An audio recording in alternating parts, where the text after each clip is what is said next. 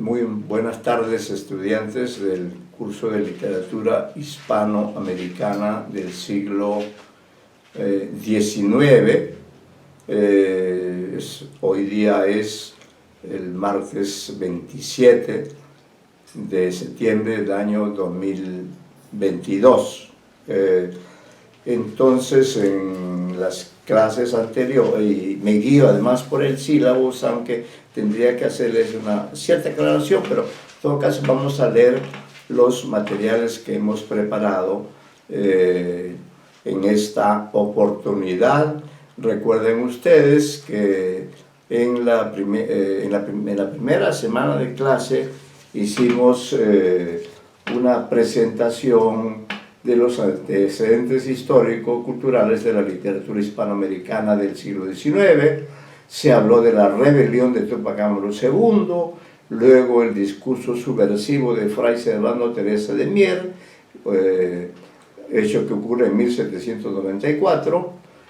Otros elementos que también se consideró es el de la carta de Vizcarra Guzmán a los españoles americanos y la invasión napoleónica a España el 2 de mayo de 1808. Entonces, en esa primera semana nos ocupamos de ver cómo así se había originado la revolución o la independencia de nuestro continente, ¿no? En particular, claro, de México hasta el sur, hasta Chile, ¿no?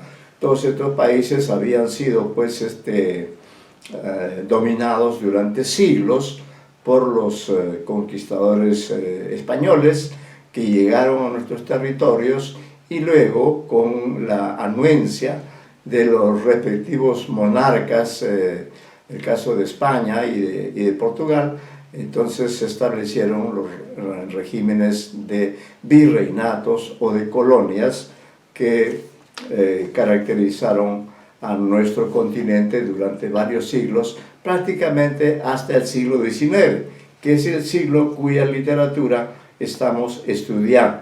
Entonces, en la segunda semana hemos hablado ya de la generación libertadora, la formación neoclásica, la temática nueva. La temática es nueva porque, diríamos, estamos ante una literatura que trata de descubrir un mundo, ¿no? Un mundo nuevo.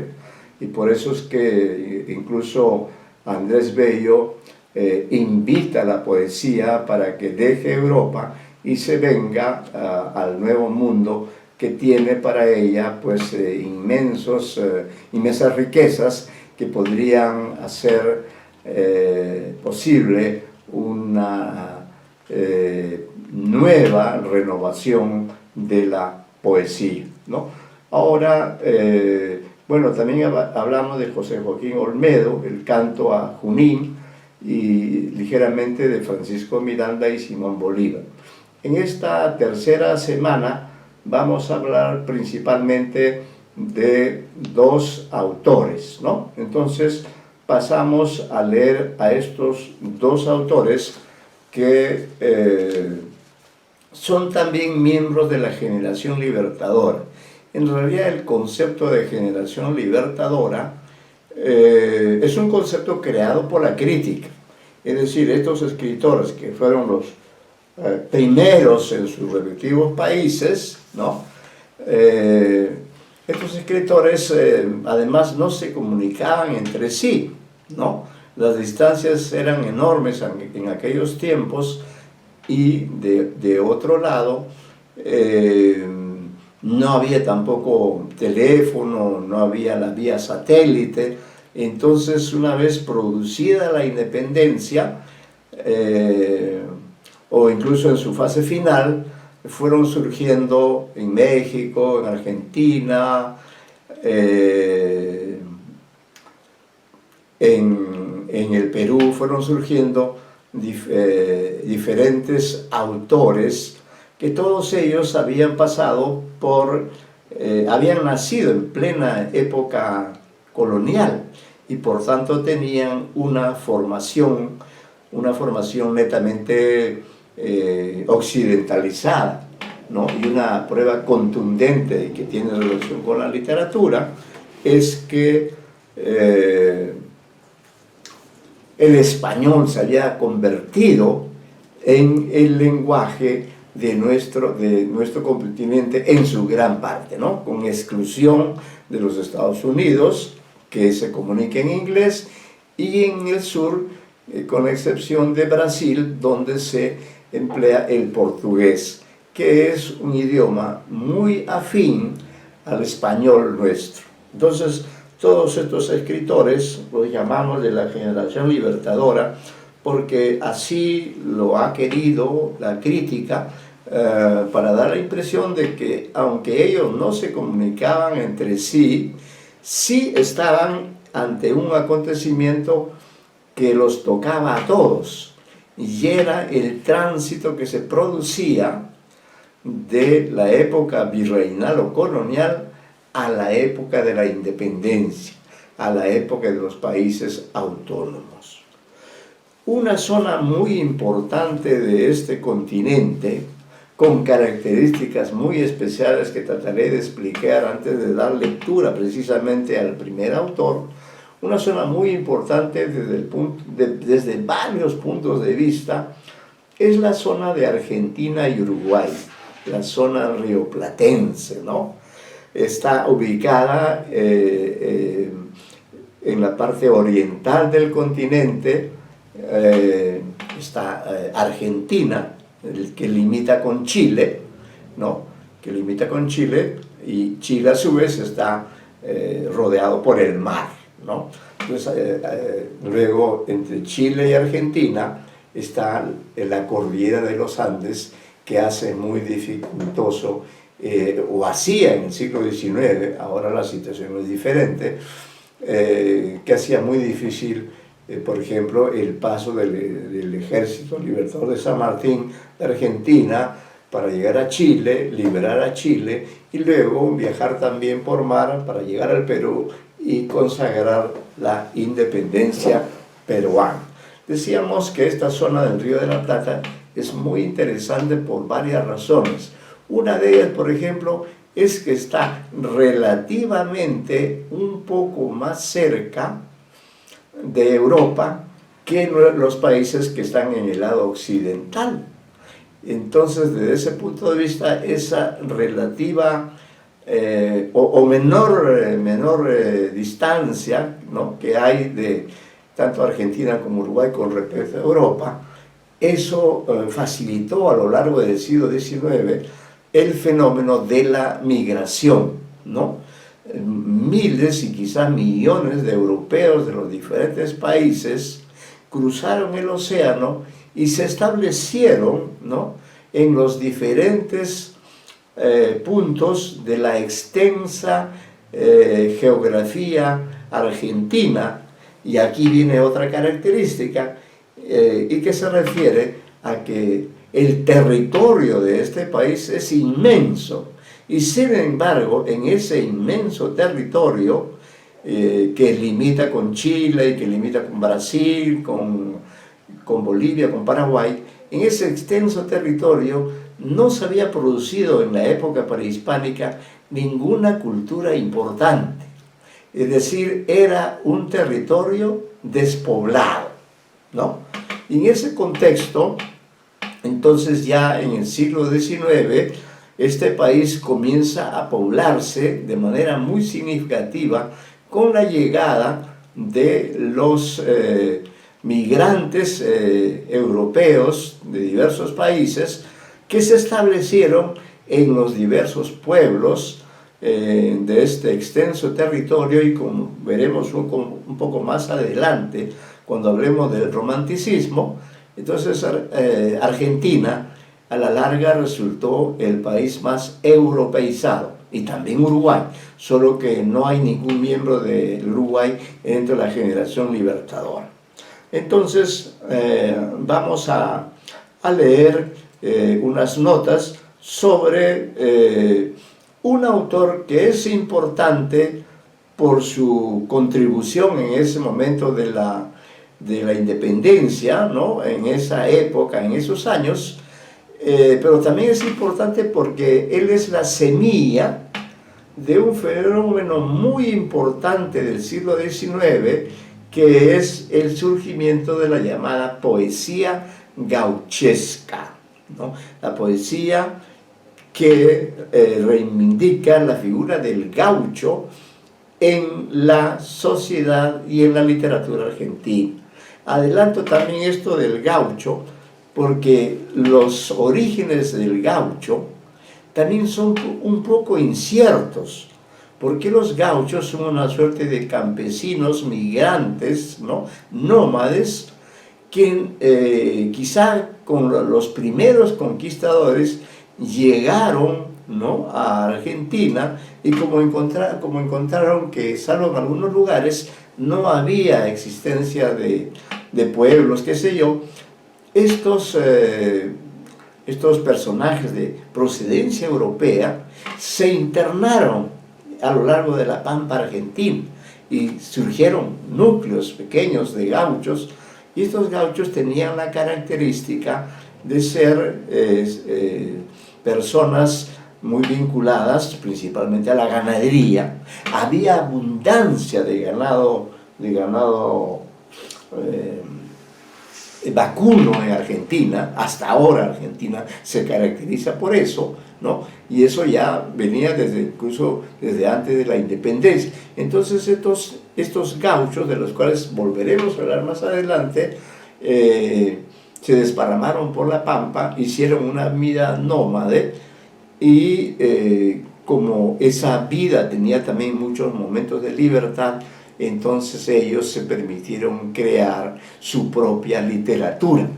Y esto es una idea muy importante, porque esto significa que aún las culturas medianamente desarrolladas, y cómo no, las grandes culturas, todos necesitamos de la literatura, de la palabra artística, del poema, del cuento, de la narración. Y en el siglo XIX, diríamos, predominaba, por influencia de España, predominaba la literatura neoclásica, una literatura muy canónica, ¿no? Una literatura que había consagrado una serie de géneros o especies, como por ejemplo la oda, la silva, etcétera, y que fue empleada, por cierto, también en alguna medida por algunos de los escritores de esta generación libertadora. Entonces, un miembro representativo de esta generación es este personaje del que daremos alguna información, que es Bartolomé Hidalgo, ¿no? Bartolomé Hidalgo, que nace en 1788, es decir, en la parte final del siglo anterior, del siglo XVII, nace en la segunda parte del siglo XVIII, ¿sí?, ¿no? Y vive en el siglo XIX hasta 1822. Él pertenece a la zona rioplatense. Entonces hemos preparado unas notas, y por eso adelantamos una información, porque, como ustedes comprenden, él es uno de los fundadores de las letras argentinas. Y uno dice, y bueno, ¿cómo así? Él es considerado como uno de los fundadores de esta literatura, que luego pues se va a desarrollar magistralmente, ¿no? Pero acá estamos en el comienzo, y entonces las formas literarias que él emplea también son dignas de consideración, ¿no? Porque a partir de esas formas literarias, él crea determinados textos literarios que con el correr de las décadas serán una especie de materia prima para el surgimiento de la literatura gauchesca, cuya máxima expresión es el Martín Fierro, ¿no? Pero eso lo veremos más adelante. Vamos a ver qué decimos de Bartolomé Hidalgo. Por razones cronológicas, Bartolomé Hidalgo es también miembro de la generación libertadora y por tanto contemporáneo de los autores antes mencionados. su aporte a la plasmación original de nuestras expresiones literarias hispanoamericanas no es menor. Sus textos, publicados en los mismos años en que comenzaba la vida independiente de nuestros países, recuérdese que Argentina fue el primero en liberarse en 1810, sus textos son muy originales, porque si bien Hidalgo era deudor de la tradición neoclásica de procedencia europea, él tomó distancia de este modelo canónico y supo vincularse a las expresiones cantadas y bailadas de su entorno popular rioplatense y las elevó en cuanto a calidad y trascendencia. Y ese trabajo de recreación no solo resultó acertado, sino que se constituyó en el antecedente de la denominada literatura gauchesca, como ya hemos mencionado, que tomando en cuenta como punto de partida la obra de Hidalgo floreció durante varios años del romanticismo y se le considera como un aporte literario que décadas antes prefiguró el nacimiento de ese gran poema hispanoamericano que es El Martín Fierro, que se publicó entre 1872 y 1879, ¿no? Como vemos, ya hacía muchos años que había. Bueno, Martín Fierro, cuyo autor es José Hernández, y esta obra clásica de nuestras letras inspiró al famoso escritor porteño Jorge Luis Borges, 1899-1986, quien reconoció el valor fundador y germinador de los textos de Hidalgo.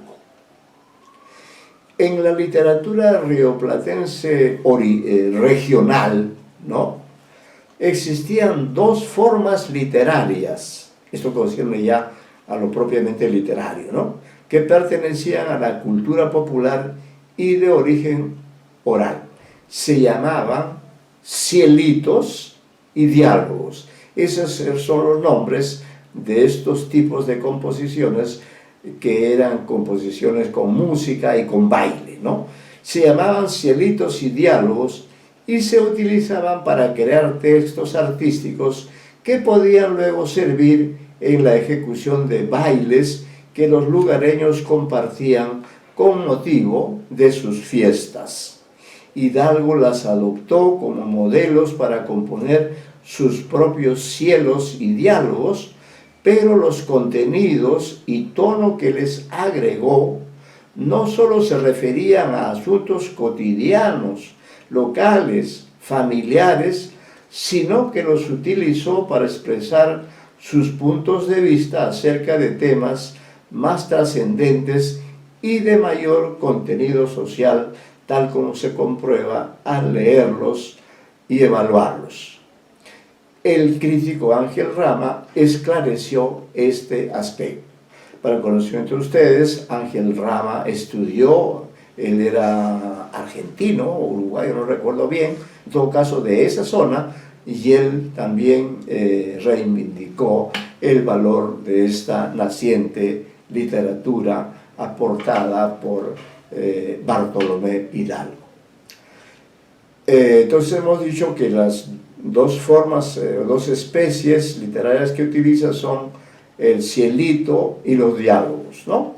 Especialmente en sus diálogos, llamados porque se ejecutan de ese modo, este escritor argentino aportó la técnica del diálogo, tal como el nombre lo sugiere, para componer textos polémicos y alusivos a la campaña militar llevada a cabo por los patriotas, como también creaciones en las cuales dos paisanos conversaban y criticaban los resultados insignificantes que había traído consigo la independencia americana, en especial para los sectores pobres de ese naciente país.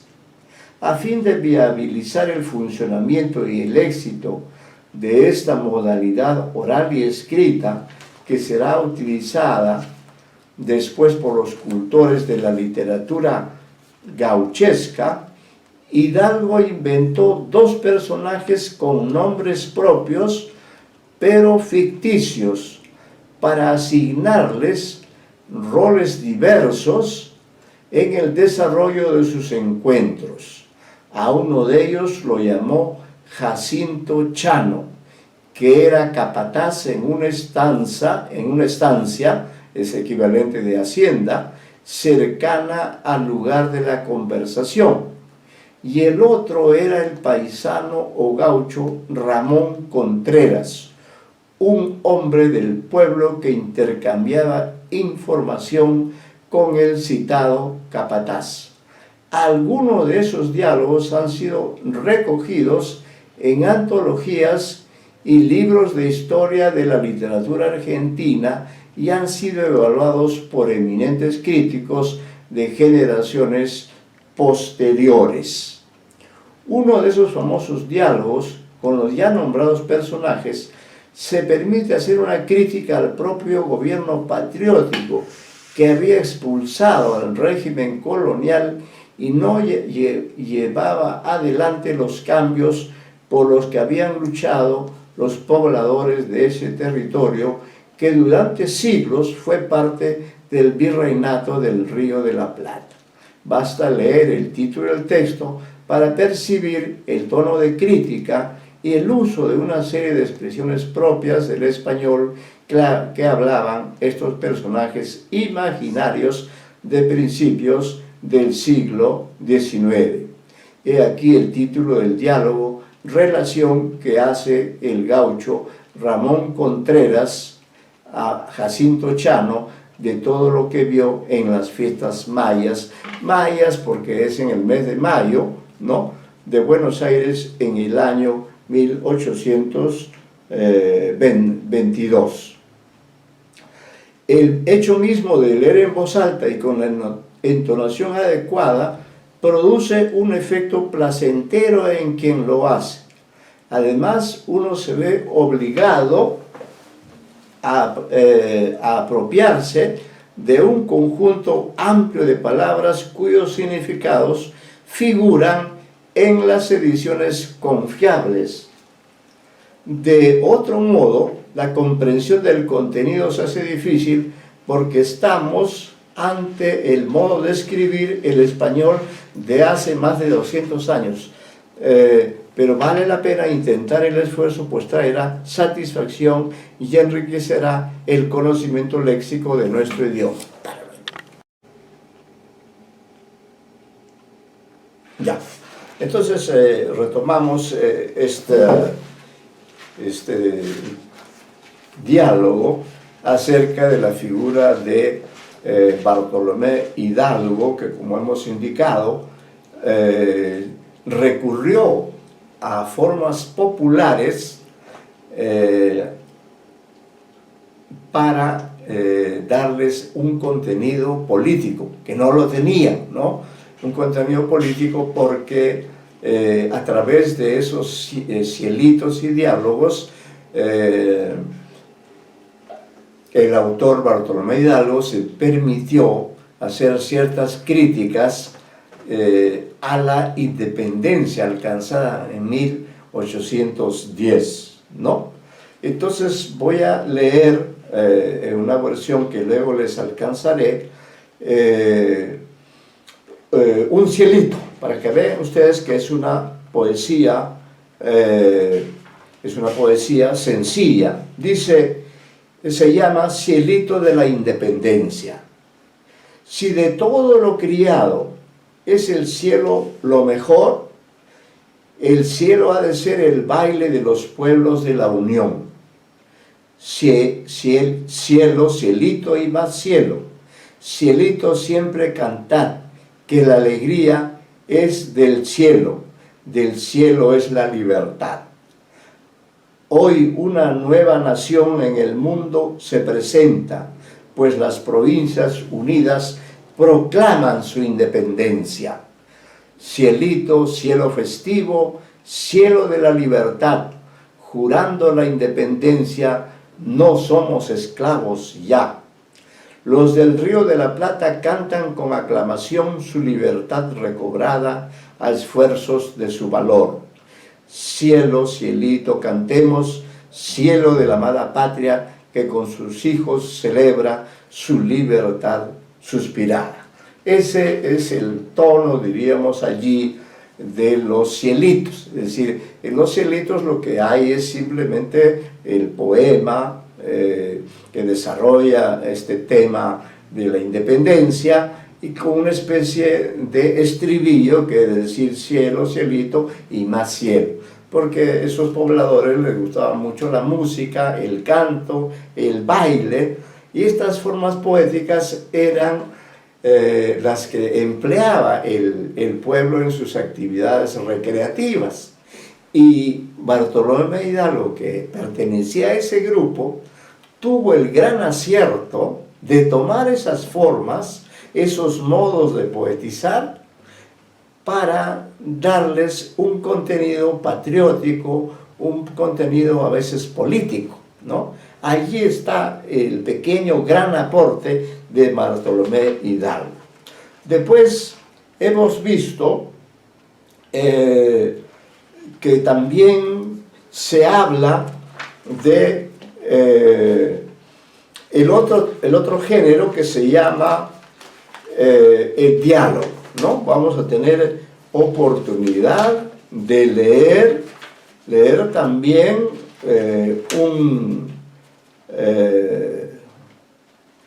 si ya hemos leído el Cielito de la Independencia, vamos a ver ahora el diálogo, donde estos dos personajes que había creado Bartolomé Hidalgo, que son Jacinto Chano, capataz, no se olviden de eso, capataz en una estancia cercana al lugar de la conversión, y el otro era el paisano gaucho Ramón Contreras, un hombre del pueblo que intercambiaba información con el citado capataz, ¿no? Entonces, algunos de esos textos se han conservado, ¿no?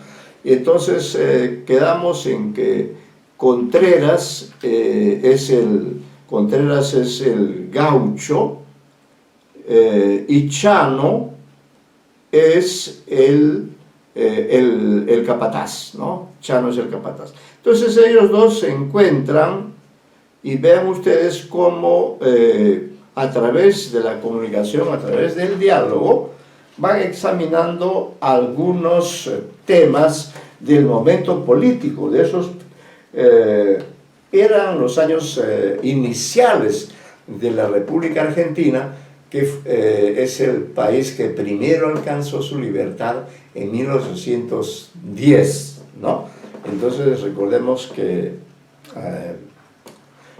Bartolomé Hidalgo vivió en esas primeras décadas y se atrevió a componer de esta manera, ¿no? Y ese modo de composición, con un lenguaje que tiene sus particularidades, fue como una semilla para que años más tarde, ¿no?, se pudiera dar curso a la literatura gauchesca, que es por supuesto un fenómeno sobre el cual hablaremos más adelante. Entonces se encuentran los dos y se va dando primero el nombre, ¿no?, es Contreras, ¿no? Y luego el poema muestra lo que dice Contreras y después luego sigue Chano y así sucesivamente. Pero no olvidemos que estos dos son paisanos, son de la región del Río de la Plata. Se puede decir que son gauchos, yo creo que sí, ya lo son, ¿no? Todavía no se han expresado literariamente, pero en el futuro el gaucho será una figura importante. De manera que estamos en los orígenes de estos personajes del Río de la Plata. Y yo voy a tratar de darle la entonación que corresponde a este tipo de poesía popular para ser recitada mediante esta técnica de alternancia de las voces de quienes participan, ¿no? Entonces comienza Contreras gaucho. Ah, Chano, pero si es liendro en cualquier bagualón, mientras se caliente el agua y echamos un cimarrón, ¿qué novedades se corren?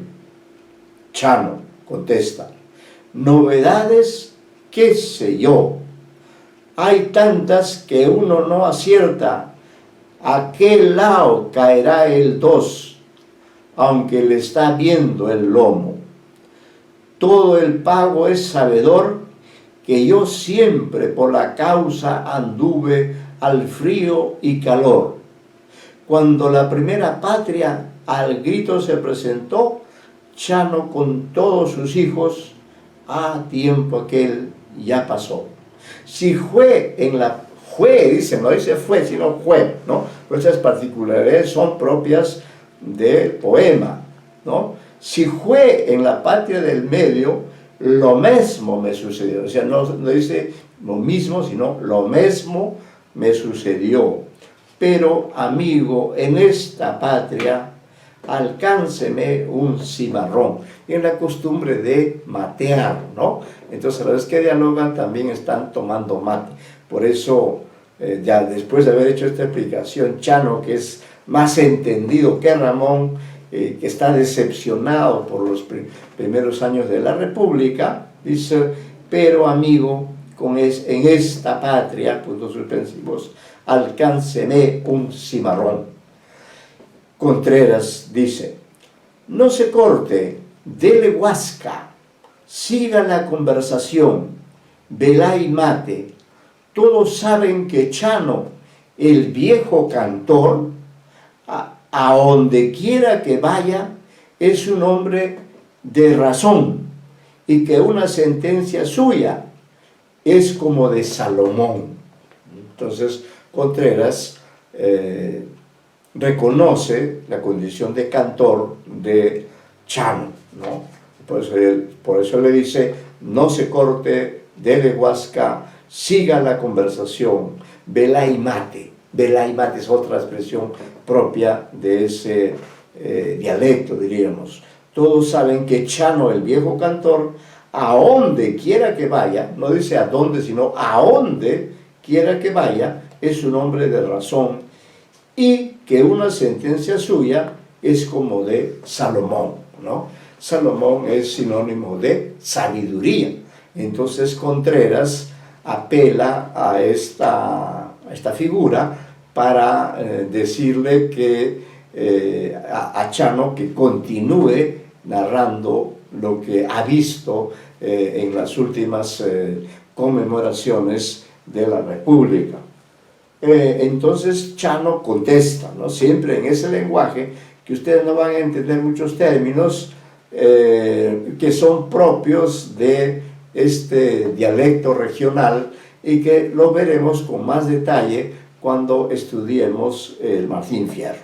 Bueno, entonces continúa Chano a petición de Contreras.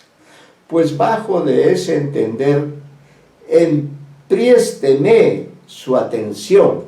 Esta, mira, la entonación, emprésteme su atención, y le diré cuánto siente este pobre corazón, que como tórtola amante, que a su consorte perdió, y que anda de rama en rama, publicando su dolor. Ansí, no así, sino ansí, yo de rancho en rancho, y de tapera en galpón, ando triste y sin reposo, cantando con ronca voz de mi patria los trabajos, de mi destino el rigor. En 10 años que llevamos de nuestra revolución, por sacudir las cadenas de Fernando el Balandrón, ¿qué ventaja hemos sacado?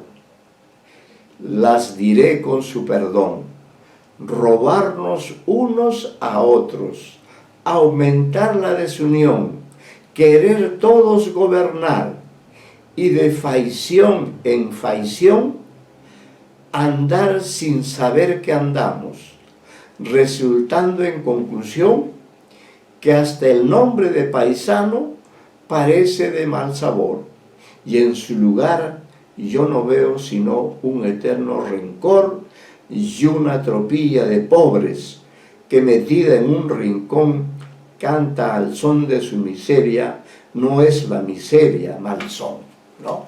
Entonces fíjense estas frases que pronuncia Contreras, vamos a decir, en 1820, en este poema, ¿no? Describe, ¿no?, una situación que se mantiene hasta la actualidad. Con pequeñas diferencias, seguimos siendo países donde no hay honradez, predomina la delincuencia, la corrupción, la desunión. A todo eso se refiere, es una especie de analista de su propia realidad, y eso es algo que los argentinos tienen como una característica de su ser, el ser muy críticos, ¿no? Por eso hay un famoso libro que se llama Radiografía de la Pampa, de Ezequiel Martínez, ¿no?, donde hace precisamente una radiografía de este país. Por eso lo que dice Chano es muy cierto. Fíjense, en 10 años, si la revolución ha sido en 1810, él está hablando, la enunciación se produce 10 años después, en 1820, a pocos años de que el autor de estos versos muera. En 10 años que llevamos de nuestra revolución, por sacudir las cadenas de Fernando el Balandrón, se refiere al rey de España, ¿qué ventaja hemos sacado? Las diré con su perdón: robarnos unos a otros, aumentar la desunión, querer todos gobernar, y de faición en faición andar sin saber que andamos, resultando en conclusión que hasta ahora el nombre de paisano parece de mal sabor, y en su lugar yo no veo sino un eterno rencor y una tropilla de pobres que metida en un rincón canta al son de su miseria, no es la miseria mal son, ¿no? Entonces este es un retrato de esa Argentina en los inicios de su independencia, y se ve pues ya cómo la situación no mejora sustantivamente con respecto a la época colonial, y por eso Bartolomé Hidalgo crea estos dos personajes y los hace dialogar acerca de cuestiones de carácter político, ¿no? Continúa Contreras, y luego cerramos la lectura de este diálogo. Contreras, después de haber escuchado este discurso muy coherente de Chano, dice: Contreras, y no se sabe en qué diasques este enriedo consistió, la pujanza en los paisanos que son de mala intención. Usted, que es hombre escrevido, no hombre escribido, sino hombre escrevido, ¿no? Usted, que es hombre escrevido, por su madre dígalo. ¿Ven? Ellos actúan así. Ellos no dicen dígalo, sino dígalo. Es una diferencia entre el español argentino y el español peruano, por ejemplo, ¿no? Dice: usted, que es hombre escrevido, por su madre dígalo, que aunque yo compongo cielos, eso dice Contreras, y soy medio payador, a usted le rindo las armas, porque sabe más que yo. ¿Ve? Entonces ambos admiten que son payadores, ambos admiten que componen diálogos. Y se cierra este fragmento de un texto, por cierto, más amplio, se cierra con las siguientes palabras de Chano. Dice Chano: desde el principio Contreras se permite citar a su interlocutor, esto ya se equivocó. De todas nuestras provincias se empezó a hacer distinción, como si todas no fuesen alumbradas por un sol. Entraron a desconfiar unas de otras con tesón, y al instante la discordia del palenque nos ganó. Y no hay nada más cierto que estas frases finales que pronuncia el personaje de Chano, porque la historia de Argentina durante el siglo XIX, y tendremos oportunidad de comprobarlo, la historia de Argentina en el siglo XIX ha sido, casi a lo largo de todo el siglo, ha sido una pugna entre opciones políticas, ¿no? Entre los liberales y los federales, ¿no? Siempre la oposición entre Buenos Aires, la gran capital, ¿no? Y las demás provincias, ¿no? Algo así ocurre también en el Perú, donde Lima es la ciudad principal, ¿no? Cuando debió serlo el Cusco, ya que el Cusco era la capital del Tahuantinsuyo, pero en fin, ¿no? Ocurre eso también en el Perú, ¿no? Entonces, a través de la lectura de estos textos, hay antologías con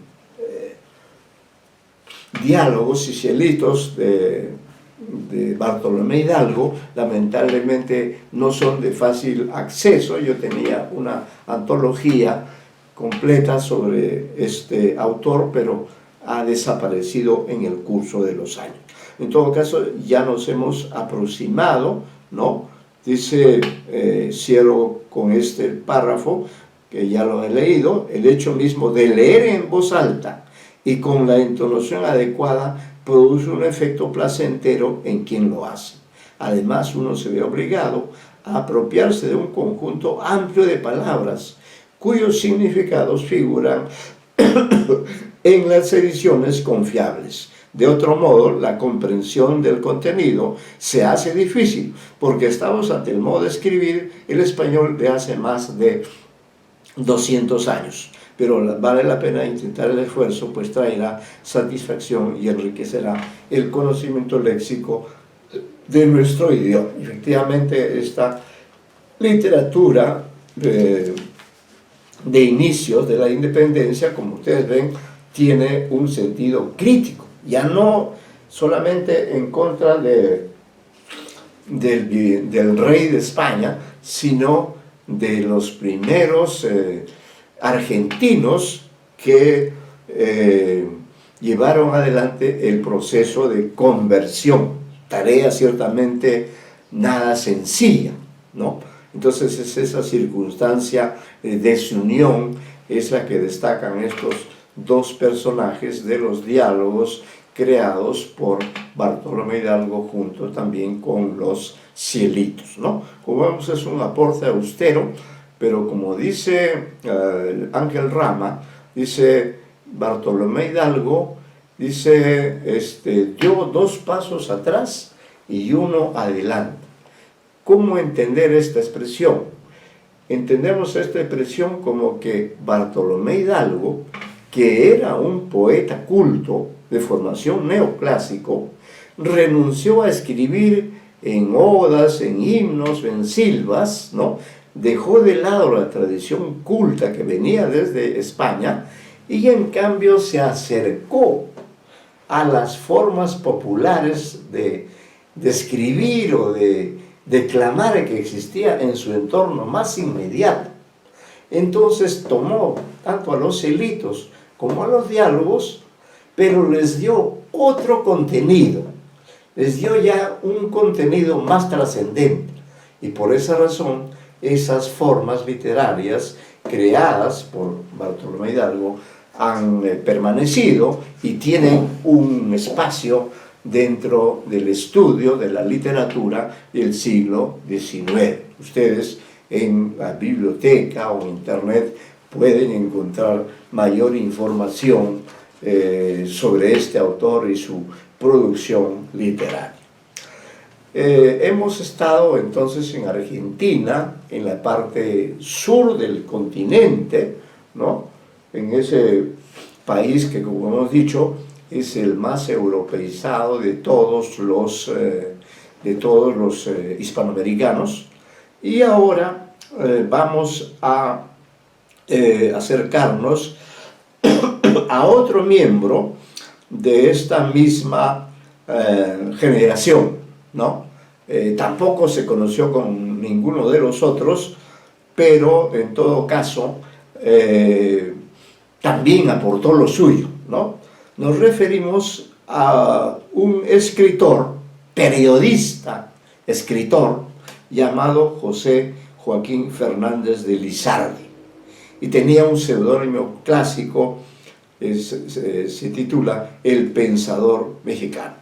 Entonces, como su nombre es muy extenso, José Joaquín Fernández de Lizardi, el Pensador Mexicano, se le menciona más como Lizardi, ¿no? Y también como el Pensador Mexicano.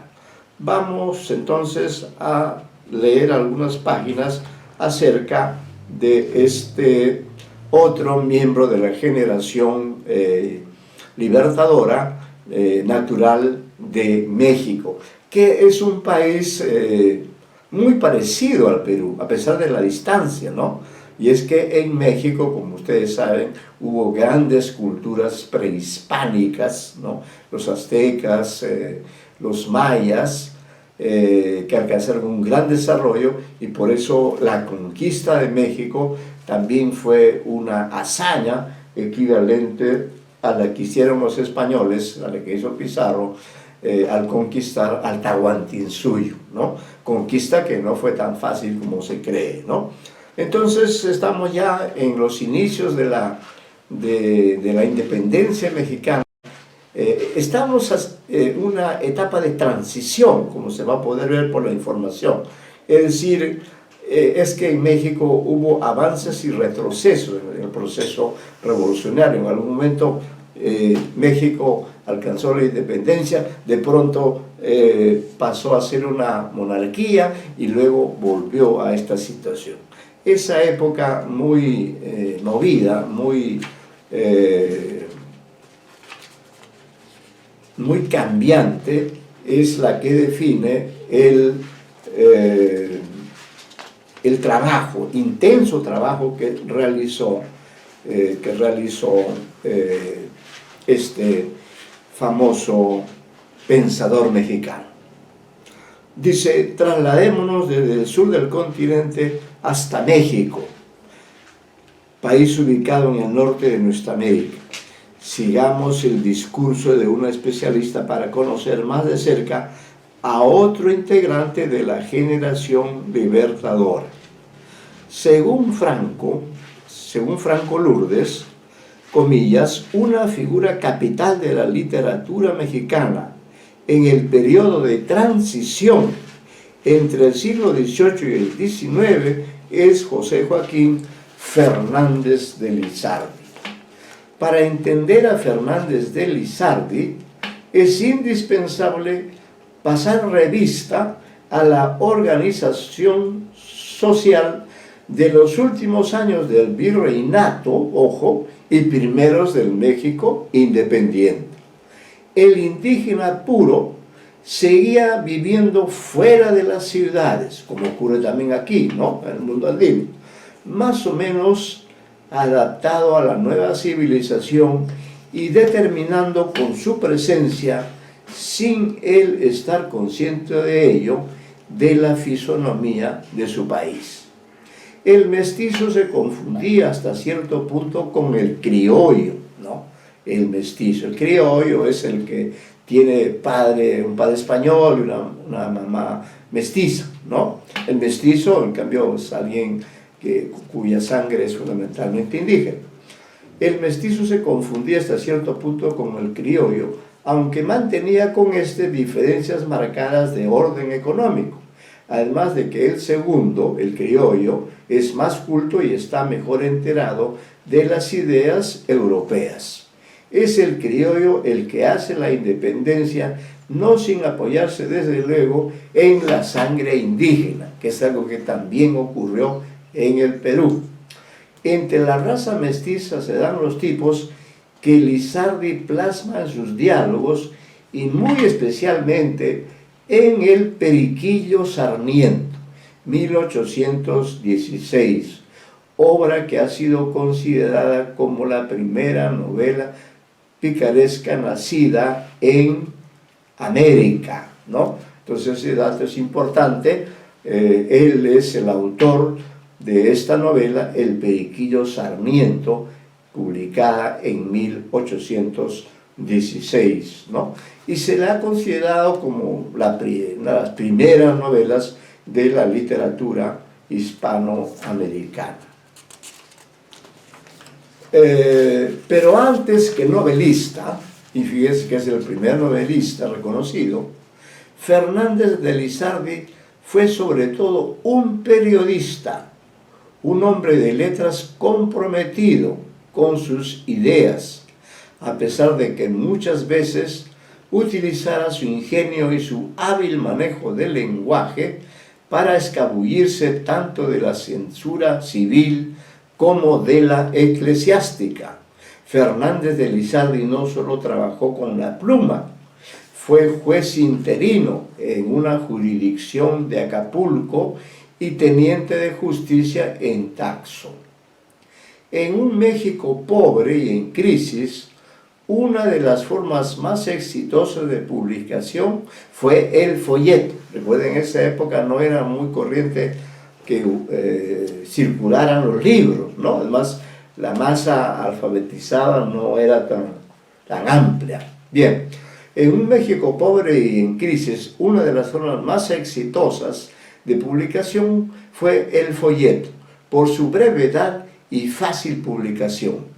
Es curioso para nosotros, en las postrimerías del siglo, bueno, ya estamos en el siglo XXI, el enterarnos de que causó gran revuelo el decreto de ley que prohibía que se voceara el contenido de los periódicos y folletos en las calles. Para tal enojo había, sin embargo, una razón muy poderosa. La mayoría de la gente era analfabeta y en estas circunstancias el mejor medio de difusión era el voceo, ¿no? El voceo. Además propiciaba una mejor venta. Fernández de Lizardi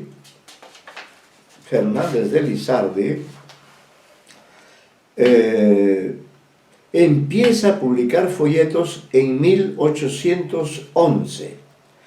Entre 1812 y 1827 publica 9 periódicos que no alcanzaron una vida larga.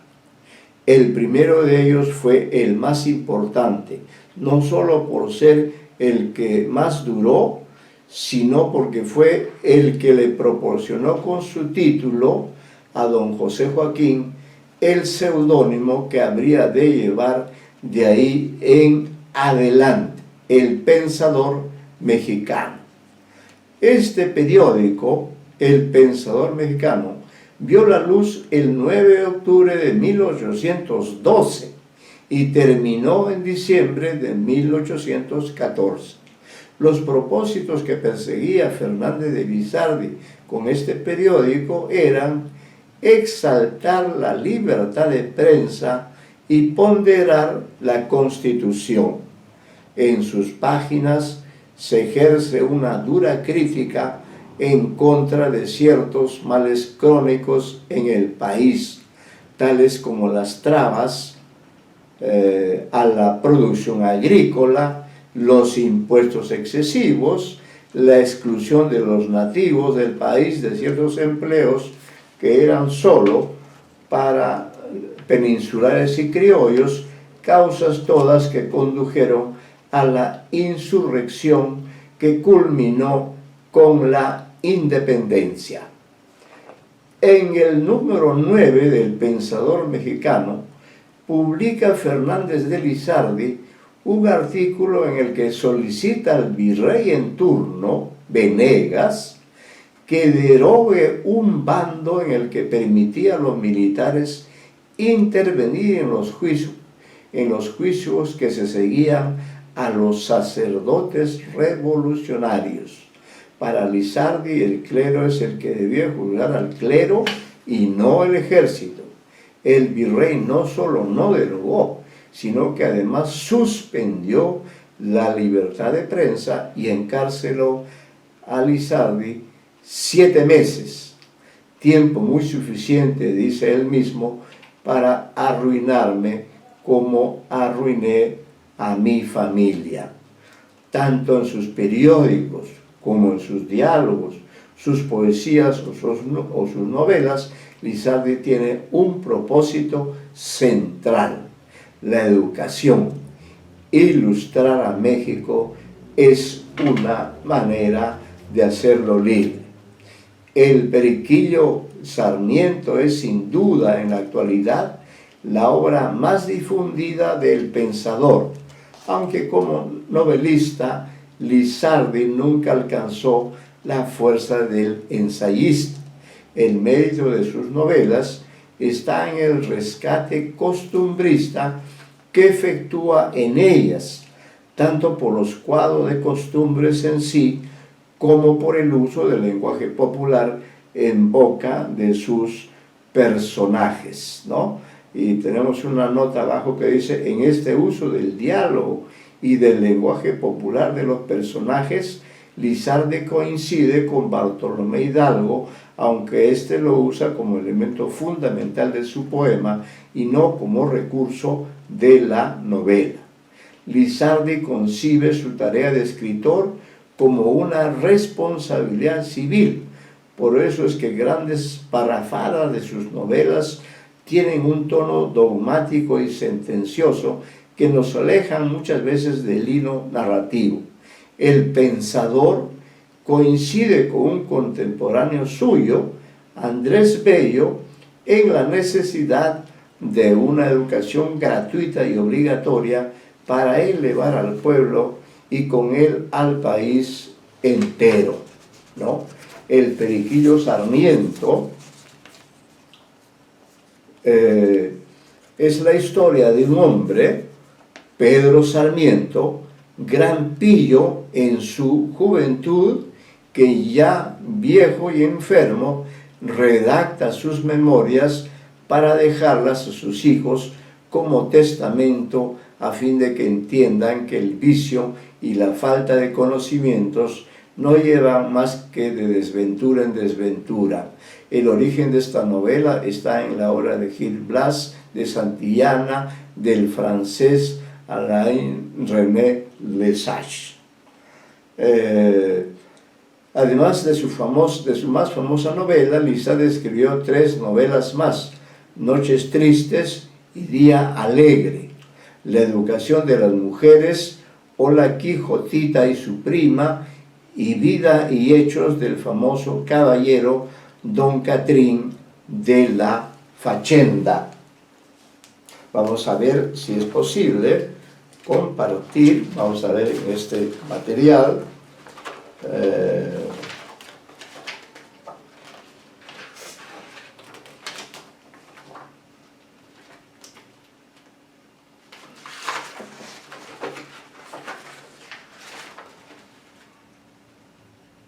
bien, vamos a tener oportunidad de leer hasta que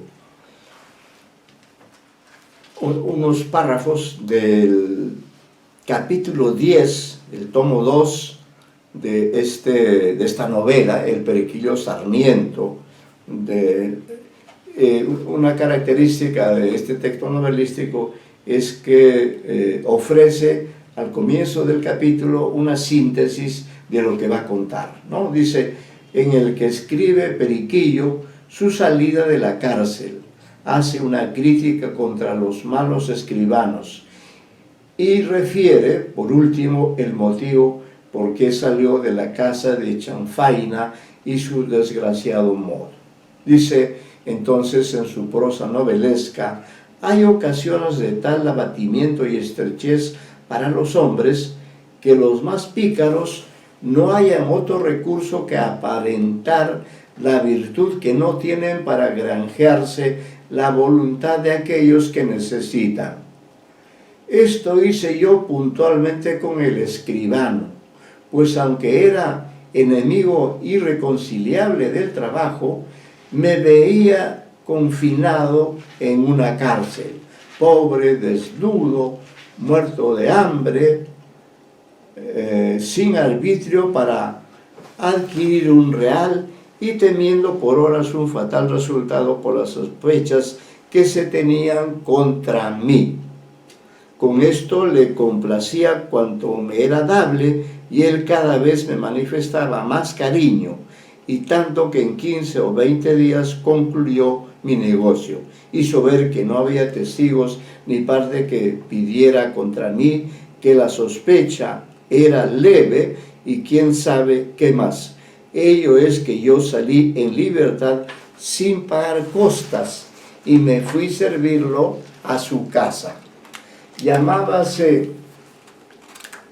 mi primer amo don Cosme Casalla, y los presos le llamaban el escribano Chanfaina, y ya por la asonancia de esta palabra con su apellido, o ya por lo que sabía revolver. Era tal el atrevimiento de este hombre que una ocasión le vi hacer una cosa que me dejó espantado, y hoy me escandalizo al escribirla.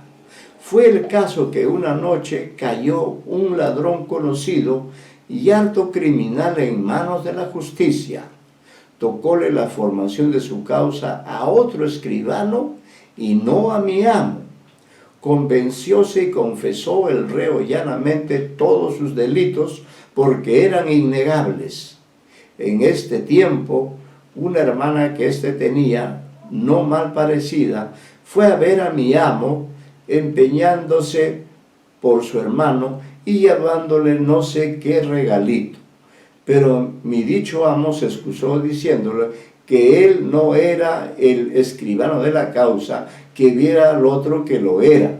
La muchacha le dijo que ya lo había visto, mas que fue en vano, porque aquel escribano era muy escrupuloso y le había dicho que él no podía proceder contra la justicia, ni tenía arbitrio para mover a su favor el corazón de los jueces, que él debía darse cuenta con lo que resultase de la causa, y los jueces sentenciarían conforme lo que hallaran por conveniente. Y así, que él no tenía que hacer en eso, que ella, desesperada con tal despacho, había ido a ver a mi amo sabiendo lo piadoso que era y el mucho valimiento que tenía en la sala, suplicándole la viese con caridad, que aunque era una pobre, le agradecería este favor toda su vida y se lo correspondería de la manera que pudiese. Mi amo, que no tenía por dónde al diablo lo desechara, al oír esta proposición vio con más cuidado los ojillos llorosos de la suplicante, y no pareciéndoles indignos de su protección, se la ofreció diciéndole: vamos, chata, no llores, aquí me tienes, pierde cuidado que no correrá sangre la causa de tu hermano. Pero, al decir este pero, se levantó y no pude escuchar lo que le dijo en voz baja. Lo cierto es que la muchacha por 2 o 3 veces le dijo sí señor y se fue muy contenta. Al cabo de algunos días, una tarde en que estaba yo escribiendo con mi amo, fue entrando la misma joven, toda despavorida y entre llorosa y regañona, le dijo: no esperaba yo esto, señor don Cosme, de la formalidad de usted, ni pensaba que así se había de burlar de una infeliz mujer. Si yo hice lo que hice, fue por salvar a mi hermano, según usted me prometió, no porque me faltara quien me dijera por ahí te pudres, pues pobre como usted me ve, no me he querido echar por la calle en medio, que si eso fuera así, así me sobra quien me saque de miserias, pues no falta una media rota para una pierna llagada. Pero maldita sea yo y la hora en que vine a ver a usted, pensando que era hombre de bien y que cumpliría su palabra. Cállate, mujer, le dijo mi amo, que has ensartado más desatinos que palabras. ¿Qué ha habido? ¿Qué tienes? ¿Qué te han contado? Una friolera, dijo ella, que está mi hermano sentenciado por 8 años al morro de La Habana. ¿Qué dices, mujer?, preguntó mi amo, todo azorado. Si eso no puede ser, eso es mentira. ¿Qué mentira ni qué diablos?, decía la adolorida. Acabo de despedirme de él y mañana sale. Ay, alma mía de mi hermano, ¿quién te lo había de decir, después que yo he hecho por ti cuanto he podido? ¿Cómo mañana, mujer? ¿Qué estás hablando? Sí, mañana, que ya lo esposaron esta tarde y está entregado en la lista que lo lleven. Pues no te apures, dijo mi amo, que primero me llevarán los diablos que tu hermano lo lleven a presidio. Anda, vete sin cuidado, que a la noche ya estará tu hermano en libertad. Diciendo esto, la muchacha se fue para la calle y mi amo para la cárcel, donde halló al dicho reo esposado con otro para salir en la cuerda al día siguiente, según había dicho su pariente. Turbóse el escribano al ver esto, mas no desmayó, sino que haciendo una de las suyas, desunció el reo condenado de su compañero, y unció con éste a un pobre indio, que había caído allí por borracho y aporreador de su mujer. Este infeliz fue a suplir 8 años al morro de La Habana por el ladrón hermano de la bonita, el que a las oraciones de la noche salió a la calle por arriba, libre y sin costas, apercibido de no andar en México de día, aunque él no anduvo ni de noche, porque temiendo no se descubriera la trácara del escriba, se marchó de la ciudad lo más presto que pudo, quedando de este modo más solapada la iniquidad. Si tanta determinación tenía el amigo Chanfaina para cometer un atentado semejante, ¿cuánto no tendría para otorgar una escritura sin instrumentales, para recibir unos testigos falsos a sabiendas, para dar una certificación de lo que no había visto, para ser escribano y abogado de una misma parte, para comisionarse a tomar una declaración, para omitir, poner su signo donde se le antojaba, y para otras ilegalidades semejantes? Todo lo hacía con la mayor frescura y atropellaba con cuantas leyes, cédulas y reales órdenes se la ponían por delante, siempre que entre ellas y sus trapazas mediaba algún ratero interés. Y digo ratero porque era un hombre tan venal que por 1 o 2 onzas, y a veces por menos, hacía las mayores picardías, ¿no? Entonces hemos dado lectura a ciertos párrafos de este capítulo, de esta vasta novela, El Periquillo Sarmiento, y nos hemos encontrado precisamente con un capítulo en el cual predominan los personajes picarescos. De hecho, Fernández de Lizardi siguió el modelo de la novela picaresca de España, el Lazarillo de Tormes, como el medio para dar a conocer todos estos hechos que él vio o que en parte inventó en aquel México de las primeras décadas del siglo XIX. Entonces nos quedamos con esta información sobre Fernández de Lizardi, novelista y periodista. Estas dos actividades en muchos casos se van a dar de manera notoria. Tomemos un único ejemplo de Vargas Llosa, ¿no?, que es un novelista, pero al mismo tiempo es un periodista. El haberse convertido en Premio Nobel de Literatura no le ha impedido seguir escribiendo en el periodismo. Es una recomendación también para ustedes que un complemento para la literatura es el periodismo, ¿no? Muchas gracias entonces por su atención y continuamos en la próxima sesión.